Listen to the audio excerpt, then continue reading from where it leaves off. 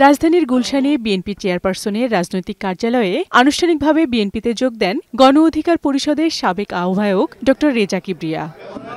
এ সময় বিএনপি মহাসচিব মির্জা ফখরুল ইসলাম আলমগীর বলেন, রেজা কিবরিয়ার বিএনপিতে যোগদান দেশের রাজনীতিতে গণতান্ত্রিক অগ্রযাত্রায় প্রভাব ফেলবে। অন্তর্বর্তীকালীন সরকার প্রধান আমাদের ডক্টর ইউনূস তিনি ইতিমধ্যে 2026-এর ফেব্রুয়ারি মাসে নির্বাচন অনুষ্ঠানের ঘোষণা দিয়েছেন এবং সেইভাবেই আপনার প্রস্তুতি চলছে।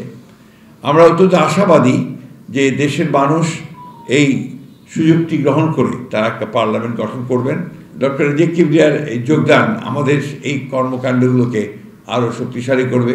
বেগম খালেদা জিয়াকে সুস্থ করে তুলতে দেশি বিদেশি চিকিৎসকরা চেষ্টা চালিয়ে যাচ্ছে বলেও জানান তিনি। চিকিৎসকরা কাজ করছেন, আপ্রাণ চেষ্টা করছেন, দেশি বিদেশি সমস্ত চিকিৎসকদেরকে যুক্ত রেখেই তারা চিকিৎসাটা করছেন এবং আল্লাহ তাআলার কাছে আমরা সবসময় গোটা দেশবাসী এই দোয়া করছি যে আল্লাহ তাআলা তাকে যেন সুস্থ করে দেন, তিনি যেন সুস্থ হয়ে আমাদের মাঝে আসেন। এ সময় দলের স্থায়ী কমিটির সদস্য সালাউদ্দিন আহমেদ বলেন, গণতান্ত্রিক ধারা অব্যাহত রাখতে এ ধরনের যোগদান প্রক্রিয়া অব্যাহত থাকবে।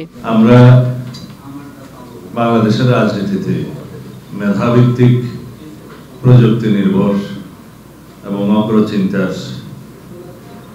মানুষদেরকে নিয়েই বাংলাদেশের আগামীর ভবিষ্যৎ এবং রাজনীতি বিনির্মাণ করতে চাই।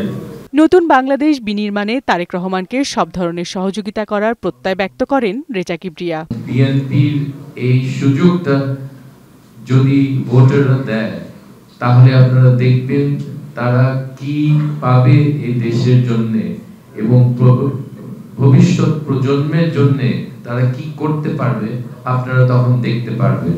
এর আগে রেজা কিবরিয়া গণফোরামের সাধারণ সম্পাদক ও গণ অধিকার পরিষদের আহ্বায়কের দায়িত্ব পালন করেন।